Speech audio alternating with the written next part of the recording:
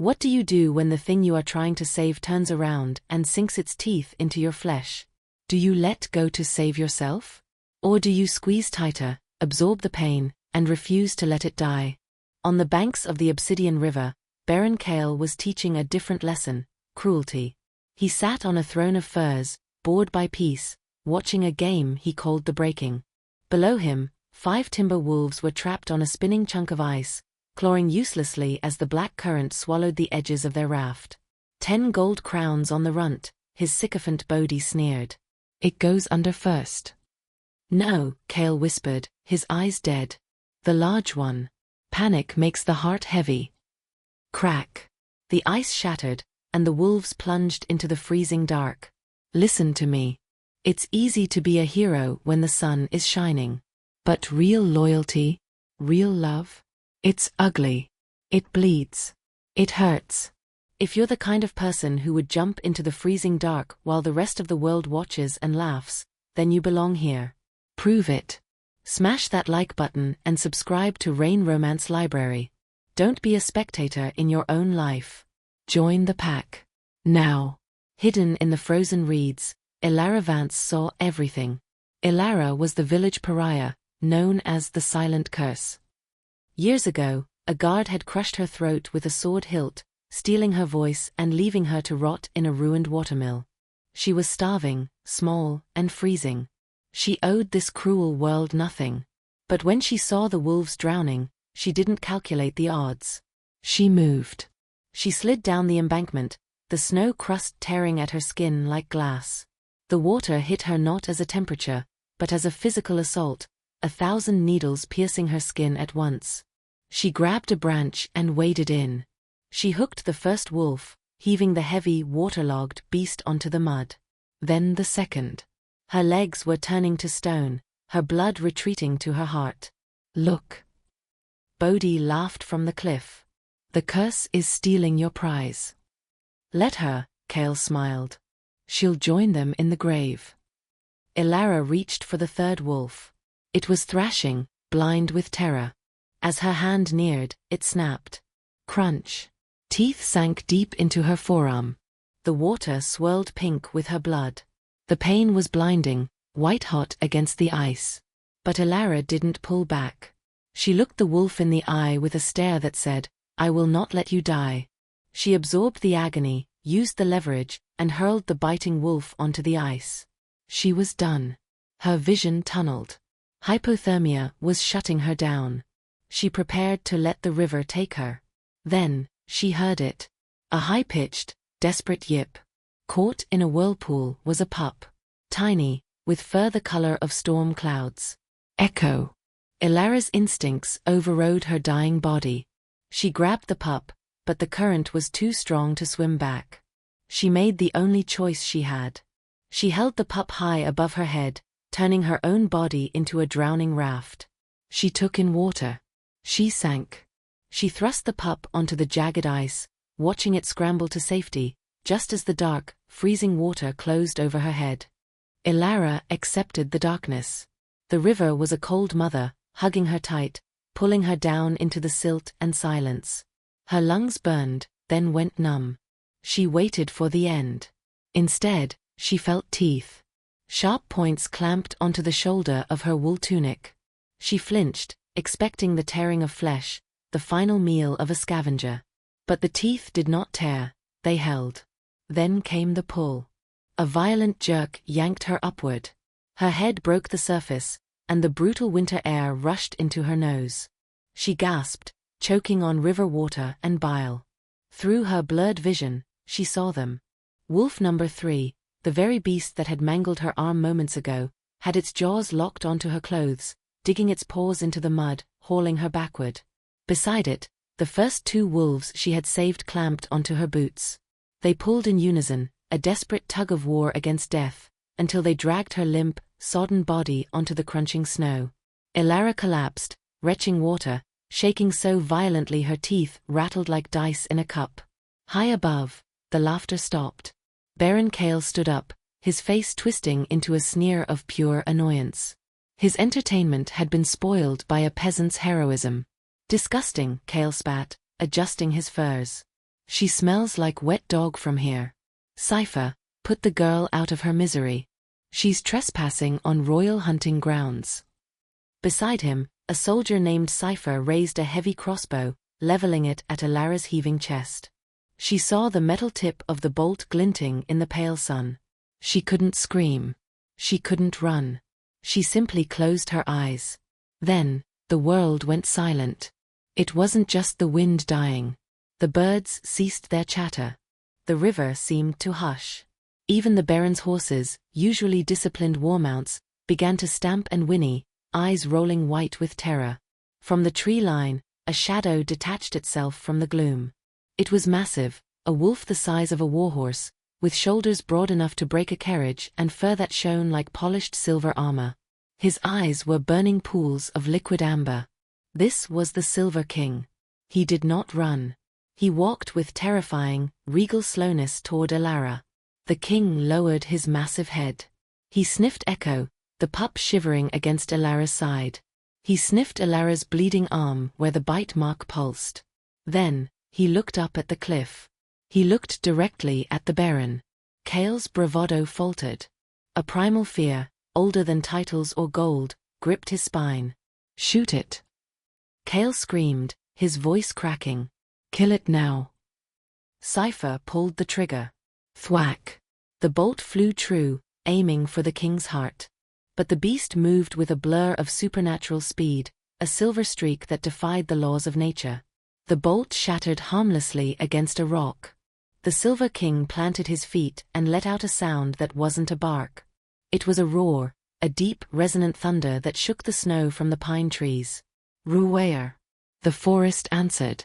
From the shadows behind the king, 50 pairs of yellow eyes snapped open. The pack had arrived. "Retreat!" Bodhi shrieked as his horse reared, throwing him into a drift. The soldiers broke formation, scrambling in panic. The Baron, humiliated and terrified, clawed his way onto his steed, wheeling it around. "You're dead, girl." Kale shouted over his shoulder, his voice trembling with impotent rage. "I'll have your head for this sorcery. Do you hear me?" They thundered away, leaving silence in their wake. Elara was alone with the monsters. She was freezing to death, her core temperature dropping critically. She couldn't move her fingers. The Silver King approached her. Elara stiffened, waiting for the kill. Instead, the massive beast lay down. He curled his giant body around her windward side, blocking the biting breeze. The other wolves followed, piling on top of her legs and back, creating a living, breathing mountain of heat. Echo, the pup, crawled onto her chest, tucking his nose under her chin. For the first time in her wretched, silent life, Elara was warm. She was safe. As her consciousness faded into sleep, she realized the truth. The humans had left her to die, but the wolves had claimed her as their own. Days bled into weeks, and Elara did not return to the world of men. To return was to die. The Baron's threats were not idle. Instead, the forest absorbed her. It was a strange, savage fairy tale. There were no singing birds to braid her hair or mice to sew her dresses. There was only the raw, visceral reality of survival. The pack did not treat her as a pet, but as a weak member of the family who needed strength. Wolves dropped bloody rabbits and torn venison at her feet, nudging her to eat. The Silver King became her shadow. He did not treat her like a child, but like a student. He walked her through the deep woods, showing her which ice could hold weight and which hollows offered shelter from the biting wind. Elara healed. The cold that had nearly killed her now felt like a familiar cloak. Though her voice was gone, her communication evolved. A touch on the flank, a narrowed eye, a lowered head. She spoke the language of the wild, and the pack listened. But while Elara found peace, Baron Kale was sowing war. In the town square of Oakhaven, Kale stood upon a wooden crate, his voice booming to a fearful crowd. "The girl is not human." Kale lied, his face a mask of faux concern. "The mute which commanded demons to attack my men. She is raising an army of beasts to snatch your children from their beds." I saw her eyes, black as pitch. The crowd murmured, fear rippling through them like a virus. 1,000 gold crowns, Kale announced, holding up a heavy purse. For the head of Elara Vance. In the forest, the winter deepened, turning the air into blades of frost. And with the freeze came sickness.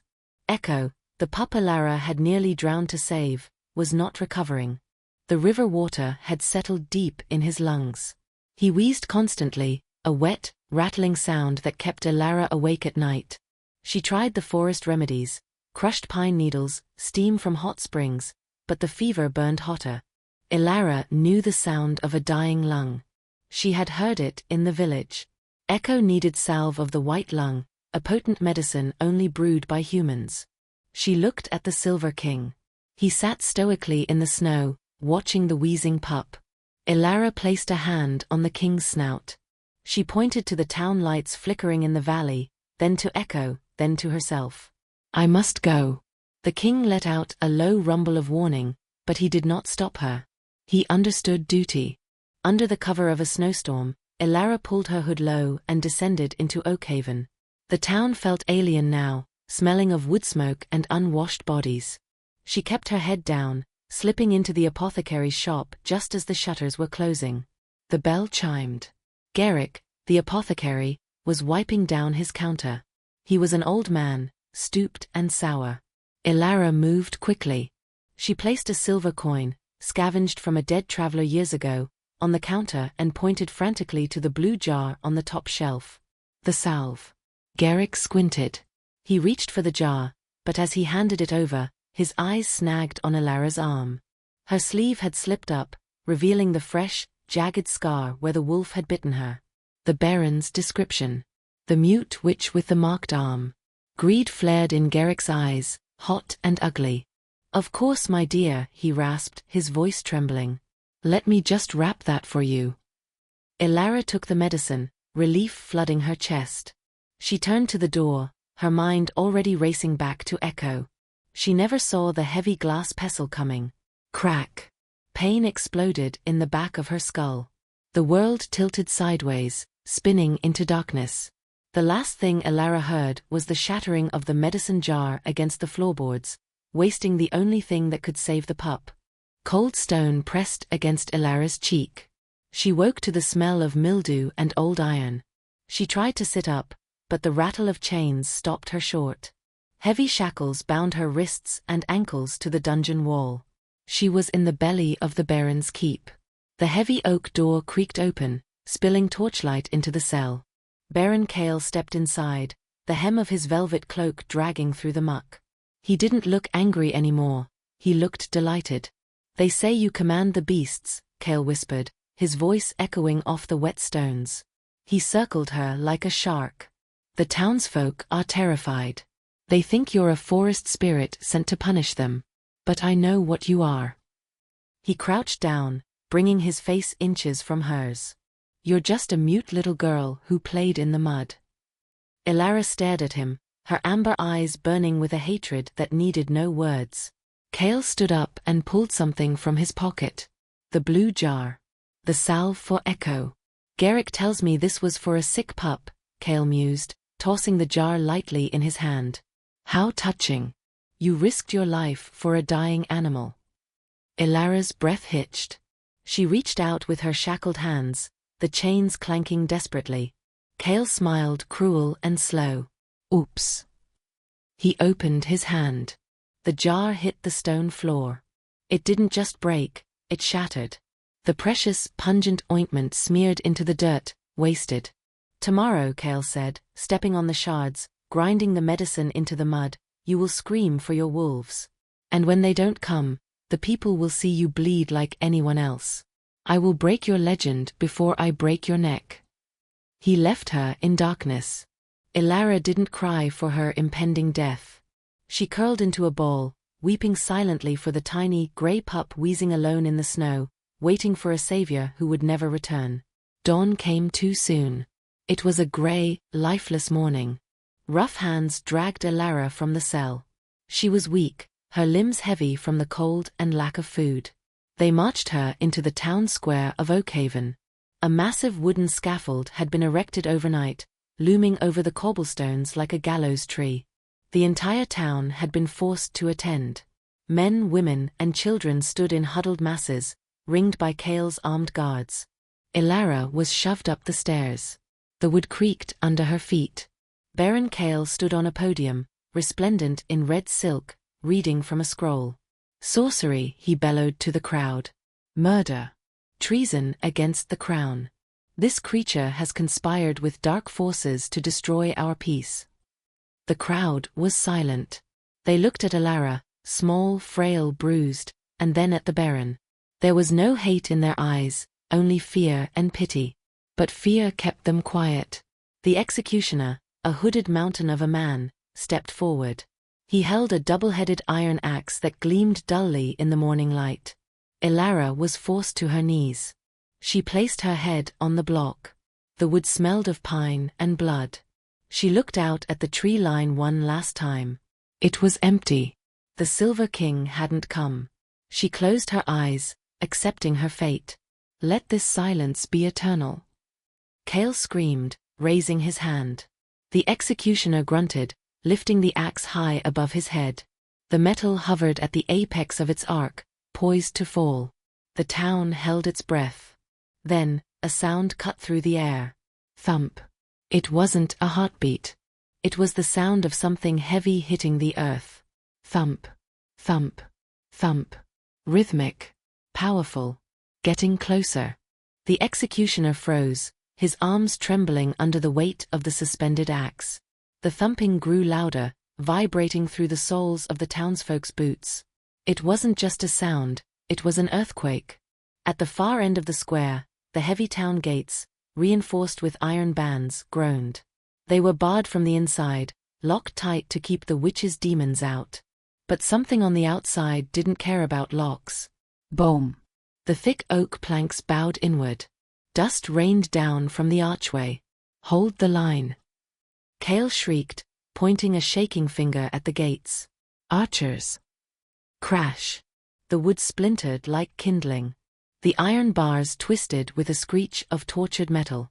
With a final, deafening explosion of debris, the gates were blasted inward. They flew off their hinges, skidding across the cobblestones.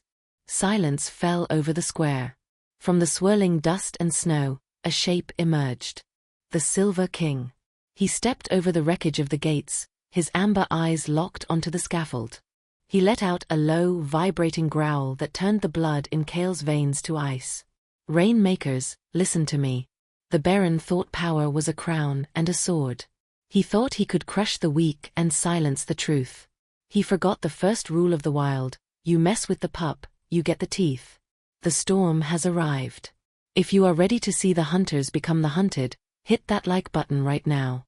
Subscribe and ring the bell, because justice is about to be served, and it's going to be cold. The Silver King was just the vanguard. Behind him, the white horizon turned gray. They poured through the broken breach like a floodwater of fur and muscle. 5 wolves, the ones Ilara had pulled from the river, flanked the king. But behind them, hundreds. Wolves from every pack in the north. Massive gray timber wolves, sleek black shadowstalkers, white snow wolves. They flooded the square, a tidal wave of nature reclaiming its territory. The crowd screamed and scrambled back, pressing against the buildings. But the Silver King let out a sharp, piercing bark. Instantly, the flood split. The wolves didn't attack the crowd. They flowed like liquid mercury around the women clutching their babies. They ignored the trembling shopkeepers. They had a singular target. They formed a perfect, tightening circle around the scaffold. Cale's guards were professional mercenaries, men who killed for coin. But faced with a wall of snarling teeth and hundreds of unblinking yellow eyes, their courage evaporated. Spears clattered to the ground. Swords were dropped. Fight them. Cale screamed, his voice cracking into a high-pitched squeal. I pay you to fight. But the mercenaries were already backing away, hands raised in surrender. They knew a massacre when they saw one, and they had no intention of being the meat. The circle closed. The only people left on the scaffold were the executioner, the Baron, and Ilara. The Silver King walked to the base of the stairs. He placed one massive paw on the first step. The wood groaned. He looked up at the executioner, then shifted his gaze to the axe.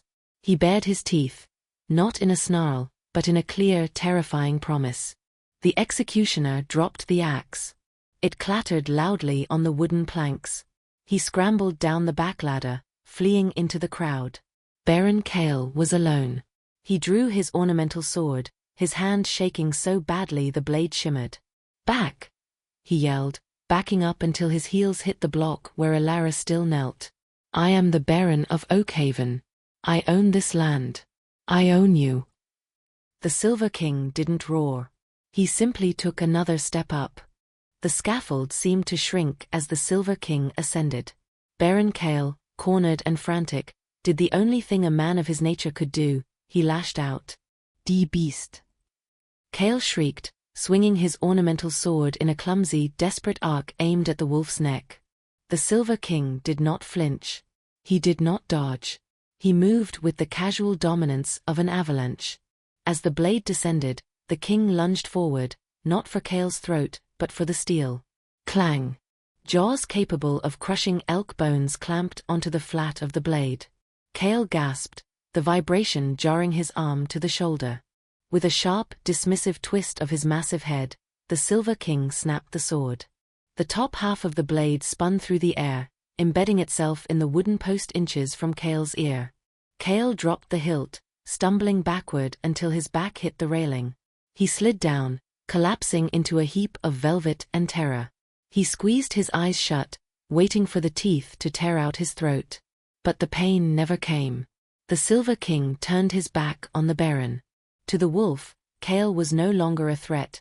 He was prey that had already surrendered. The king turned his amber gaze to Elara. She was still kneeling at the block, tears freezing on her cheeks. The king lowered his head, his hot breath washing over her face. With delicate precision, a tenderness that belied the violence of a moment ago, he nipped the rough hemp ropes binding her wrists. Snap! The bonds fell away. Elara rubbed her chafed wrists. She reached out, burying her hands in the thick silver fur of the king's neck. She pulled herself up, using his strength to stand. "Call them off." Kale whimpered from the floor, his eyes wide and wet. "Which? Call them off. I'll give you gold. I'll give you anything." Elara looked down at him. She didn't sign. She didn't gesture. She just looked at him with a pity that cut deeper than any knife. Suddenly, a new sound broke the tension. The clatter of hooves and the rumble of iron wheels. A black carriage, emblazoned with the royal crest of the capital, rolled through the shattered town gates. The wolves parted instantly, forming a corridor of honor. The carriage halted at the base of the scaffold. The door opened, and a man stepped out. He wore the long, heavy robes of the High Court. This was Justiciar Thorn. He had traveled 3 days to witness the execution of a dangerous sorceress. Thorn looked around. He saw the mercenaries cowering. He saw the wolves standing in disciplined formation, harming no one. He saw the witch standing beside a creature of legend, her hand resting calmly on its mane. And he saw the Baron, weeping in a puddle of his own making. Thorn ascended the stairs, his face unreadable. He stopped before Elara. The Silver King let out a low rumble, but Elara tapped his flank, and he fell silent. "The Baron wrote that you commanded demons," Thorn said, his voice carrying over the silent square. He looked at the wolves, then back to Elara. "These are not demons. This is the North itself." Elara met his gaze. She pointed a trembling finger at the Baron, then pointed toward the distant, frozen river. Then, she placed her hand over her heart and pointed to the wolves. Thorn nodded slowly. He understood. "Baron Kale," Thorn said, turning to the cowering man. "Stand up." Kale scrambled to his feet, trying to regain his dignity. "My Lord Justiciar.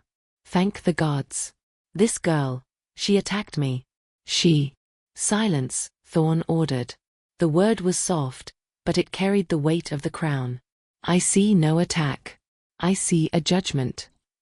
The wind howled across the square, but for the first time in years, the people of Oakhaven did not shiver from the cold. They shivered from the sheer, raw power of the moment. Justicia Thorn walked to the edge of the platform. He looked down at the crowd, then back at the trembling Baron. "I came here expecting to find a sorceress," Thorn announced, his voice booming. "I was told a mute girl was corrupting the wild. But I look at this square, and I see beasts that possess more discipline than your soldiers, Baron." He turned to Kale. "And I see a ruler who has so terrorized his people that they are relieved to see a pack of wolves at their gates." Kale scrambled, trying to find words. They are under her spell. She is a witch." Thorn looked at Alara. She stood tall, her hand still resting on the Silver King's neck. She looked small against the massive wolf, but her spirit filled the scaffold. She pointed to the crowd. Slowly, a ripple moved through the townspeople. It started with the baker, then the smith. Then Garrick, the apothecary who had betrayed her. He stepped forward, shame burning his face. "She isn't a witch," Garrick shouted, his voice cracking. "She tried to save a dying pup. I sold her the medicine. The Baron, he destroyed it. He throws beasts into the river for sport." Another voice cried out. "He starves us to feed his hounds." The dam broke.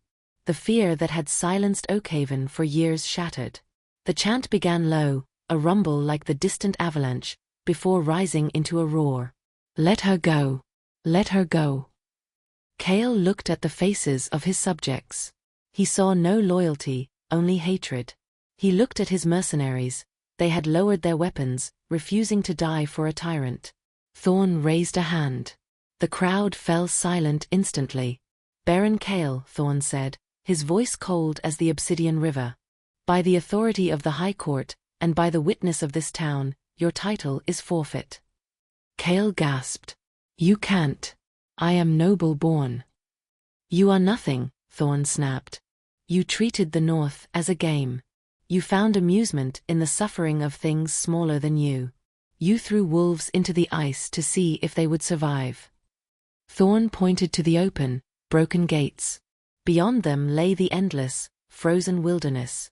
"It is time for you to play your own game," Thorn decreed. "You are hereby exiled. You will walk north. You will take no horse. You will take no furs but what you wear. If the winter decides to show you mercy, so be it. But you will never set foot in Oakhaven again." Kale dropped to his knees. "No, please. It's freezing. I'll die out there." Thorn looked at the Silver King and nodded. The king let out a sharp bark. The 5 wolves Alara had saved, the pack that had dragged her from the water, stepped forward. They didn't attack. They simply bared their teeth and stepped toward Kale. Kale scrambled backward, falling down the stairs of the scaffold. He hit the cobblestones hard. He tried to run toward his keep, but a wall of grey wolves blocked his path. He turned to the soldiers. They turned their backs. He had only one path left. The open gate. Weeping, stumbling, Baron Kale ran. He ran through the shattered timber, out into the snow. The 5 wolves followed him, nipping at his heels, herding him away from the warmth of the fires, driving him deep into the white, silent oblivion of the woods. Justice had not just been served, it had been delivered by the very paws he had tried to crush. The figure of Baron Kale became a black smudge against the endless white, then a speck, and finally, nothing. The winter had swallowed him. In the town square, the silence stretched heavy and profound. Then, a child giggled. It was a nervous, breaking sound, but it sparked a reaction. Shoulders dropped. Breath was released in great, cloudy plumes. The shadow that had hung over Oakhaven for years had lifted. Justicia Thorn turned to Alara. "The crown owes you a debt, Alara Vance. This keep, these lands, they need a steward. One with a heart." The offer hung in the air. The townspeople looked at her, the girl they had shunned, the silent curse, with eyes full of hope. They wanted her to lead them. They wanted forgiveness. But Alara shook her head. She looked at the stone walls of the keep. They were cold, built to keep things out. She looked at the Silver King. His fur was warm, living, breathing. She did not belong in a cage of stone, no matter how gilded the bars. She belonged to the wind. She signed a simple gesture to Thorn, "Thank you." But no. As she turned to leave, a desperate shuffle broke the quiet. Garrick, the apothecary, pushed through the line of guards. He was clutching something against his chest, his face streaked with tears and shame. He fell to his knees before her, trembling not from fear of the wolves, but from the weight of his own conscience. Garrick choked out. He held out a hand. In it sat a heavy blue jar. Salve of the white lung. The very medicine he had sold her, the medicine the Baron had destroyed. "I have more. I always had more. Please." He looked up at her, his eyes begging. "For the little one. For the pup." Ilara looked at the man who had betrayed her for coin. She could have let the wolves take him. Instead, she reached out. Her fingers brushed his shaking hand as she took the jar. She didn't smile, but she nodded, a single, solemn dip of her chin. It was more forgiveness than he deserved. She tucked the jar into her tunic, close to her heart. The Silver King nudged her shoulder. The pack was restless. The sun was dipping low, and the forest was calling. Ilara climbed onto the mounting block near the scaffold. She swung her leg over the Silver King's massive back. He rose, carrying her effortlessly. To the people of Oakhaven, she looked like a queen of the old world, a rider of beasts, a guardian of the frost. "Leave the gates open," Thorn ordered the guards as Ilara and her procession of wolves moved toward the exit. They walked out of the town, past the shattered timber, and back into the wild. Ilara didn't look back. She had a life to save. The cave was warm, smelling of pine and sleeping fur. Ilara knelt beside the small bed of dried moss where Echo lay. The pup was barely breathing, his small ribs hitching with every shallow gasp.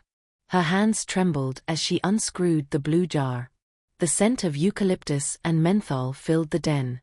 Gently, she rubbed the thick salve onto Echo's chest and throat. She pulled the furs tight around him and waited. For 3 days, the forest held its breath. The Silver King never left the entrance of the cave, guarding them against a world that had tried to break them. On the 4th morning, the wheezing stopped. Ilara woke with a start, her heart hammering. She looked down. Echo was stretching. He let out a soft yawn, his pink tongue curling, and opened his eyes. They were bright, clear, and full of mischief. He nudged Ilara's hand with a wet nose. He was hungry. Ilara wept. She buried her face in his soft gray fur, letting the relief wash away the last of the winter's chill. Time moved differently in the wild. The ice on the Obsidian River did not just break, it melted, turning the jagged shrapnel into a singing, rushing blue current. Green shoots punched through the thawing mud on the banks where the Baron used to play his cruel games. Ilara sat on the high bank, her legs dangling over the edge. She wore new leathers, stitched not by fear, but by necessity. She looked healthy, the hollows of her cheeks filled in, her skin glowing with the kiss of the sun. Below her, in the tall grass, a young wolf chased a butterfly. Echo was no longer a helpless pup. He had doubled in size, his legs long and awkward, his chest broadening. He stumbled, rolled, and yipped at the sky. A shadow fell over Ilara. The Silver King sat down beside her. He was a mountain of quiet strength. He watched his son play, then turned his amber gaze to the human girl who had become his pack. Ilara leaned her head against the king's massive shoulder. She didn't need to speak. She didn't need to explain herself to the villagers or apologize for her existence. Here, in the silence of the trees, she was understood perfectly. She was not the silent curse. She was the voice of the wild. Echo bounded up the hill, tackling Ilara with a playful growl. She laughed, a soundless, breathless expression of pure joy, as the king nuzzled them both. The debt had been paid, but the bond was eternal. And that, rainmakers, is how you survive the winter. Ilara didn't need a sword or a crown, she just needed a heart brave enough to care when everyone else looked away. Kindness is the only language the blind can see and the deaf can hear. If this story melted your heart, don't leave me in the cold. Smash that like button, subscribe to Rain Romance Library, and turn on notifications. Join the pack. We'll see you in the next story. Rainmakers.